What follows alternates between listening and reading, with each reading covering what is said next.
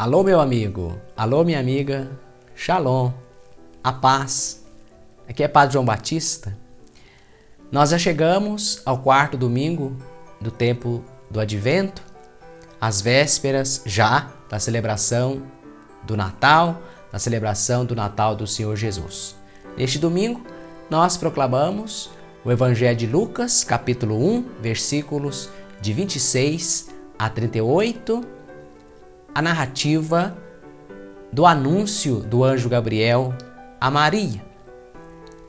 Esta narrativa pertence ou pode ser enquadrada dentro do gênero literário do anúncio de nascimento, sempre ou frequentemente empregado para personagens, para narrativa de anúncio de nascimento de personagens importantes do Antigo Testamento, como Isaac, o anúncio do nascimento de Isaac, que está em Gênesis capítulo 17, versículos de 1 a 21, e Gênesis capítulo 18, versículos de 1 a 15.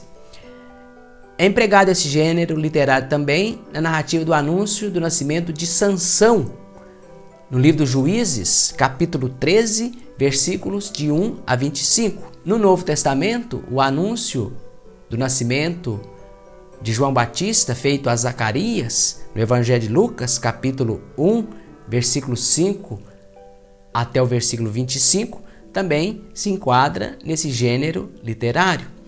Assim como as duas narrativas de anúncio do nascimento de Jesus. Em Mateus, capítulo 1, versículos 18 a 25, o anjo anuncia a José em sonho que Maria está grávida, vai ser revestida pelo poder do Espírito Santo e ela conceberá, que ele não tenha medo e receba Maria por sua esposa. Da mesma forma, o evangelho desse fim de semana, Lucas, capítulo 1, versículos 26 a 38, o anjo Gabriel anuncia a Maria. Veja que em Mateus o anúncio é feito a José e em Lucas o anúncio é dirigido a Maria. O comum dessas personagens todas ou dessas narrativas todas é que as mulheres que vão engravidar ou que já estão grávidas são mulheres estéreis, às vezes idosas. O que foge ao comum nessa narrativa também de Lucas é que Maria não é estéril, nem é idosa, é jovem, mas é virgem. E todas essas mulheres idosas e estéreis concebem de forma extraordinária e de forma miraculosa. Maria também, claro, concebe Jesus de forma extraordinária e de forma miraculosa, sem a participação do sexo masculino. Os elementos que compõem este gênero literário pode ser dividido em 5 partes, conforme os estudiosos, os comentaristas da Bíblia explicam. Quais são essas 5 partes? A primeira parte, a aparição do mensageiro, do anjo, ou a aparição do próprio Senhor a alguém que vai receber o anúncio. A segunda parte, a perturbação, o temor da pessoa visitada. A terceira parte, que por sua vez pode ser dividida também em 7 partes, é a comunicação ou a entrega da mensagem à pessoa visitada. As 7 partes que compõem esta parte. Primeira, a pessoa visitada é chamada pelo nome. A segunda parte, esta pessoa recebe um atributo, uma qualificação. A terceira parte, a pessoa que recebe o anúncio é exortada a não temer, não temas. A quarta parte refere-se a uma mulher que vai conceber de forma extraordinária, miraculosa, ou diz respeito a uma mulher que já está grávida, também de forma extraordinária ou miraculosa, como queiram. A quinta parte diz que essa mulher vai dar à luz, vai conceber um filho homem, um varão. A sexta parte apresenta-se o nome que deve ser imposto ou dado ao filho que vai nascer. A sétima parte, o significado do nome, a etimologia do nome. Lucas, na sua narrativa, não oferece o significado ou a etimologia do nome de Jesus. Nós sabemos que a palavra Jesus, que o nome Jesus, do hebraico, Yeshua, significa Deus salva. No Evangelho de Mateus, o anjo diz a José que o nome que deve ser dado ao menino é Jesus, porque ele salvará o seu povo dos seus pecados. Isso em Mateus. Lucas não nos diz nada a respeito da etimologia ou do significado do nome Jesus. Mas geralmente nessas narrativas sempre é apresentado qual o significado do nome que deve ser dado àquela criança. E a sétima parte dessa terceira parte, os feitos futuros do menino. Quais serão as obras, as realizações do menino que vai nascer? Quais serão os seus portentos? Qual será a sua missão? A quarta parte apresenta-se os argumentos e as objeções da pessoa que recebe o comunicado, pessoa essa que pede um sinal. E a quinta e última parte, a confirmação da mensagem do anjo por meio de um sinal. Vejamos então como que o evangelista Lucas enquadra a sua narrativa do anúncio do anjo Gabriel a Maria dentro desse gênero literário. A primeira parte não é a aparição do mensageiro ou do anjo do Senhor. Aqui nós temos em Lucas, capítulo 1, versículo 26, dizendo assim: no sexto mês, o anjo Gabriel foi enviado por Deus a uma cidade da Galileia, chamada Nazaré, a uma virgem prometida em casamento a um homem chamado José, da casa de Davi. A virgem se chamava Maria. O anjo entrou onde ela estava e disse: alegra-te, cheia de graça, o Senhor está contigo. Haire, em grego, alegra-te, alegra-te, cheia de graça, cheia de Deus, o Senhor está contigo. Essa é a primeira parte, a apresentação, a aparição do anjo. A segunda parte, a pessoa fica perturbada, fica atemorizada diante daquela aparição estranha. E Lucas nos diz o seguinte: Maria ficou muito intrigada com essas palavras e começou a pensar qual seria o significado da saudação. É a segunda parte. A terceira parte, aquela do comunicado, da entrega do comunicado, da entrega da mensagem, né, que é dividida em 7 partes, Lucas apresenta da seguinte forma: o anjo então disse: não tenhas medo, Maria, encontraste graça junto a Deus. Veja, a exortação a não temer. Maria é chamada pelo nome, Maria, não temas, e o atributo, o qualificativo, encontraste graça diante de Deus. Tu és agraciada.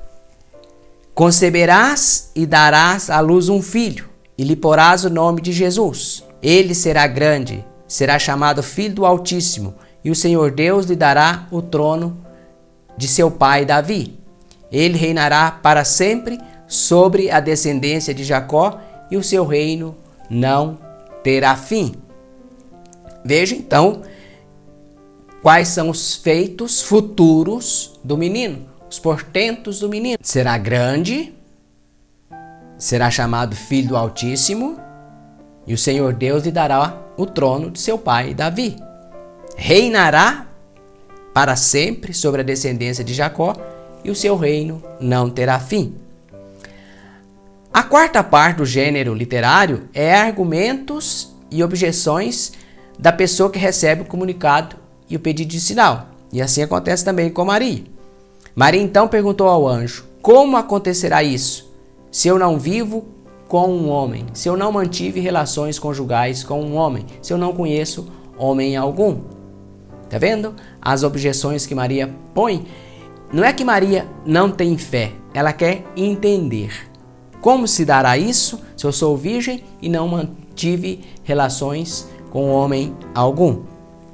E por fim, a quinta parte, a confirmação da mensagem por meio de um sinal. E Gabriel diz então a Maria: o anjo respondeu: o Espírito Santo descerá sobre ti e o poder do Altíssimo te cobrirá com a sua sombra. Por isso, aquele que vai nascer será chamado Santo, Filho de Deus. Também Isabel, tua parenta, concebeu um filho na velhice. Este já é o 6º mês daquela que era considerada estéril, pois para Deus nada é impossível. Maria disse: eis aqui a serva do Senhor. Faça-se em mim segundo a tua palavra. E o anjo retirou-se. Veja como que Lucas enquadra bem as partes do gênero literário do anúncio do nascimento de pessoas importantes nesse seu anúncio do nascimento de Jesus, anúncio feito pelo anjo Gabriel a Maria Santíssima. Nós podemos comparar, observando as diferenças e assim mergulhando mais no texto sagrado, comparar o anúncio do nascimento de João Batista feito a Zacarias com o anúncio feito a Maria. No caso de Zacarias, o anúncio acontece no lugar sagrado, no Templo de Jerusalém, e trata-se de um casal da Judéia, de Jerusalém, um centro religioso, social e político. Agora, o anúncio a Maria se dá num povoado desconhecido da Galileia, no norte de Israel, em Nazaré, região da periferia, região periférica e uma região há séculos altamente paganizada. O cenário do anúncio a Zacarias é um cenário espetacular. No templo, durante a liturgia, há um sacerdote e o povo lá fora esperando que o sacerdote saia. Enquanto que na narrativa do anúncio a Maria não se fala, não é apresentado cenário nenhum. No centro do anúncio do nascimento de João Batista está a observância da lei mosaica, da lei de Moisés. E se vislumbra como que essa lei já estava ultrapassada, já era estéril, é o antigo. No centro da narrativa do anúncio do anjo Gabriel a Maria, o centro não é a lei, mas é a graça. É a graça de Deus que vem ao seu povo. É a novidade, é o novo. Se de um lado Gabriel se manifesta a um homem, ancião, sacerdote, esposo de uma mulher piedosa, Isabel, que são pessoas exemplares entre os israelitas. Do outro lado, Gabriel se manifesta a uma mulher, e mulher jovem, a uma menina, é uma menina desconhecida e apenas prometida em casamento a um moço chamado José, dos quais não se pronuncia nenhuma virtude. O homem Zacarias entra no templo, casa de Deus. O homem Zacarias, o sacerdote Zacarias, um homem, entra no templo, a casa de Deus. E Deus, por meio do seu anjo, entra na casa de um ser humano, entra na casa do ser humano, para falar com uma mulher. Se na narrativa do anúncio do nascimento de João, em primeiro plano está Zacarias, um homem, e em segundo plano está a mulher estéril, Isabel. Na outra narrativa, Maria, uma mulher, está em primeiro plano. Maria, uma jovem, uma virgem, está em primeiro plano. E José, o homem, em segundo plano. Zacarias e Isabel é um casal inserido na tradição sacerdotal de Israel. Do outro lado, nós temos um casal da descendência de Davi, Maria e José. A saudação do anjo causa perturbação e um temor sagrado em Zacarias. Já a saudação, no caso de Maria, provoca perturbação sim, mas não temor. O anjo saúda Maria com palavras de elogios, no que lhe provoca surpresa, sim, mas não temor. Em ambos os casos, o nascimento parece impossível. Não é verdade? Zacarias e Isabel são idosos. E além disso, Isabel é estéril. Maria é virgem e não teve relações conjugais com José. Zacarias mostra-se incrédulo e cético, pede um sinal e uma garantia, com a pergunta: de que modo saberei disso? Esta forma de pedir um sinal é idêntica àquela que Abraão usou diante da promessa de ter o filho Isaque. Confira Gênesis capítulo 15, versículo 8. Maria, no entanto, não pede sinal algum. É elogiada. E como que Maria é elogiada? Maria, encontrar-te graça diante de Deus. Encontrar-te graça junto a Deus. No entanto, um sinal é dado. Sem que ela peça, um sinal é dado a Maria. E que sinal é esse? A tua parenta, Isabel, idosa, estéril, já está no 6º mês de gravidez. Maria, que não pediu um sinal, apenas deseja entender como poderá engravidar, se não teve relações com homem nenhum. Aos dois, tanto a Zacarias quanto a Maria, se anuncia o nascimento de um filho, porém com enormes diferenças. João será um profeta, igual a Elias, e sua missão será a de preparar o povo para a vinda do Messias, para a chegada do Messias, para a atuação do Messias. Jesus será um rei que governará a casa de Davi para sempre. João será grande diante do Senhor e o maior entre os nascidos de mulher. Já Jesus será grande e será chamado Filho do Altíssimo. Era o título do rei de Israel, empregado para se designar, para se referir ao rei de Israel. Assim, Lucas insiste na realeza de Jesus. Ele será chamado Filho do Altíssimo. Ele reinará para sempre sobre a casa de Davi. Por fim, enquanto Zacarias ficará mudo até o nascimento de João, Maria é quem fala a última palavra. Eu sou a serva do Senhor. Faça-se em mim segundo a tua palavra. E mais adiante, Maria cantará os louvores de Deus, o Magnífica. A minha alma engrandece o Senhor. Conforme está em Lucas, capítulo 1, versículos 46 a 55. Assim, meu irmão, assim, minha irmã, depois de contemplar essa narrativa de um modo mais aprofundado, percebendo os elementos desse gênero literário, depois de comparar as narrativas dos dois anúncios, o anúncio do nascimento de João e o anúncio do nascimento de Jesus, você pode mergulhar mais, entrar mais profundamente no mistério dessa narrativa.